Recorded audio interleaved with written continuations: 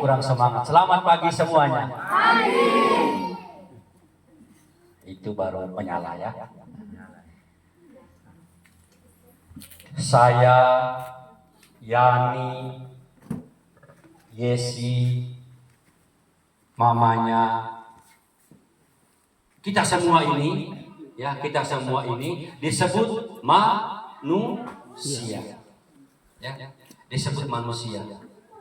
Kalau orang-orang yang sudah tidur di pekuburan bilang, itu disebut apa?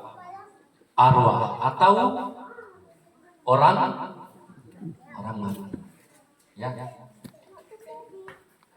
Manusia itu yang membuat saya, Pak Tikno, Suster, Pak Bujang, Ibu Valen, Pak Ale disebut manusia kalau kita punya dua hal. Yang pertama itu apa? Siapa yang tahu?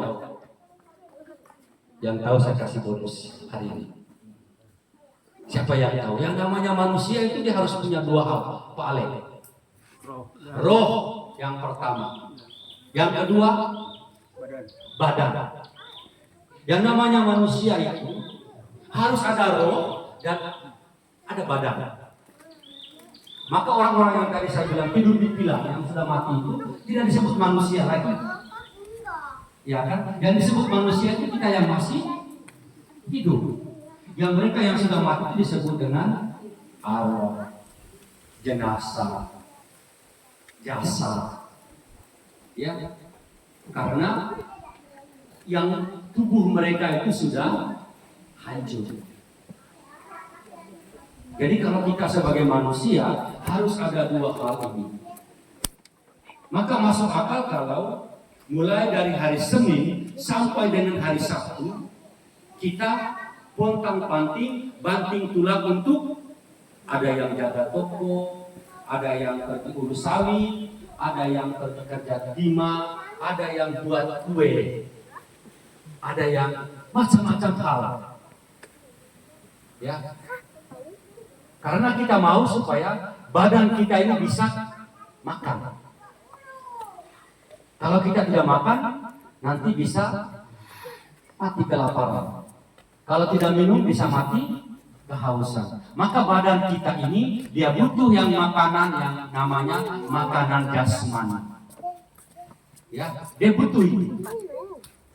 Tapi jangan lupa kata Pak Alek tadi, kata kita semua tadi, manusia ini ada roh, atau dalam bahasa kita sehari-hari kita sebut dengan jiwa. Nah, jiwa ini juga harus diberi makan. Jangan pikir hanya badan saja yang makan. Yang hidup lebih lama, bahkan hidup yang tidak akan binasa itu badan atau jiwa. Jiwa atau badan? Jiwa yang tidak akan mati. Maka justru dia yang harus lebih banyak diberi makan.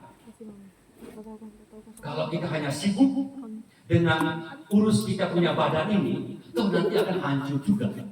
Ya kan?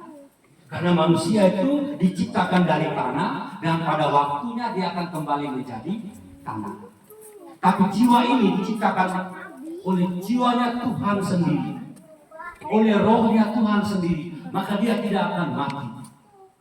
Maka dia juga harus tetap diberi makan yang sifatnya makanan rohani. Dan kalau hari Senin sampai hari Sabtu 24 jam, bahkan 25 jam kita kerja, masuk akal. Karena apa? Kita mau urus kita punya perut. Kita mau urus kita punya tubuh ini. Tapi jangan lupa, hari Minggu atau dalam satu minggu itu harus ada waktu di mana kita beri makan kita punya jiwa. Kita beri makan kita punya roh. Kita beri makan kita punya tubuh yang bersifat rohani ini. Dan hari ini Yesus mengatakan dalam bacaan Injil, dia adalah makanan yang memberi hidup kepada tubuh rohani kita, kepada jiwa kita semua. Jadi kalau kita sibuk kerja, kita lupa untuk datang ke gereja, ikut misa, terima tubuh dan darah Yesus, percuma. mau kerja hari Senin sampai hari Sabtu, bahkan hari Minggu. Tidak kaya-kaya juga. Tidak. Siapa yang di Tanjung ini yang bisa beli jet pribadi? Angkat tangan. Atau dari Tanjung. Siapa yang bisa beli jet pribadi karena dia punya kekayaan, karena dia kerja dari hari Senin sampai hari Minggu? Kalau ada, angkat tangan.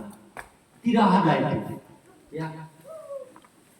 Tidak ada yang sekaya apapun, sehebat apapun dia, sibuk kerja dari hari Senin sampai hari Minggu, tidak bisa beli jet pribadi.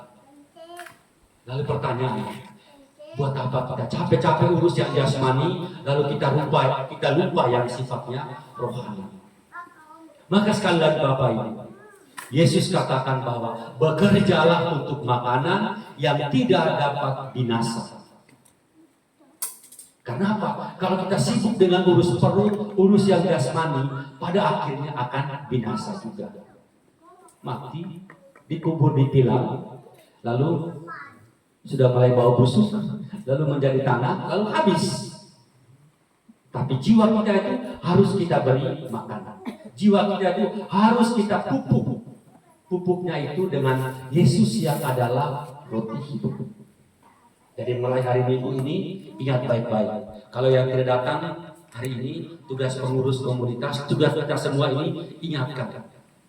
Jangan sibuk kerja terus dan lupa dengan Tuhan pada hari Minggu.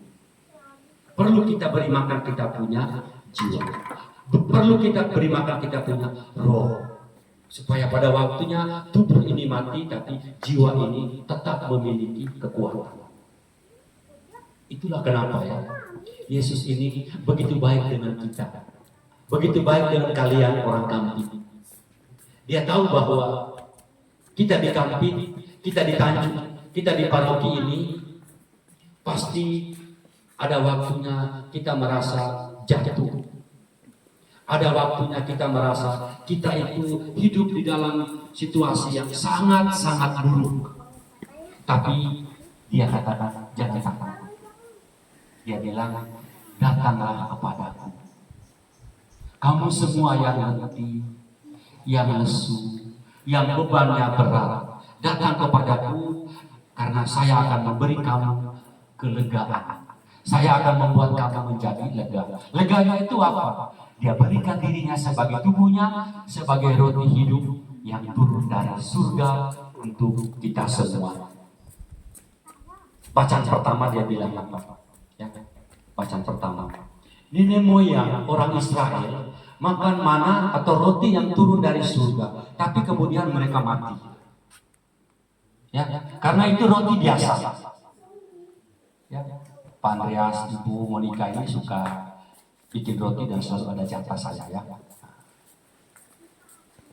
Roti itu akan kita makan, tetapi sama saja seperti orang Israel.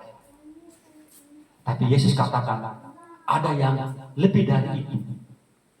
Roti yang tidak dapat binasa, yakni Yesus sendiri. Roti yang tidak akan hilang. Roti yang tidak pernah akan habis, yakni dirinya sendiri. Karena dia turun dari surga untuk kita semua. Jadi kalau seperti itu, kita harus berterima kasih, kita harus bersyukur kepada Tuhan Yesus karena Dia beri kita tubuh dan darahnya untuk kita makan. Dia beri tubuh dan darahnya untuk kita minum, supaya kita semua, jiwa kita ini jangan mati. Jiwa kita ini jangan kosong, tetapi jiwa kita ini tetap hidup. Kalau orang yang sangat mencintai Yesus, maka Yesus katakan, dia tidak pernah akan lapar lagi. Kalau orang yang mencintai dia, maka Yesus katakan dia tidak pernah akan kehausan lagi. Semoga kita semakin mencintai Tuhan Yesus. Amin.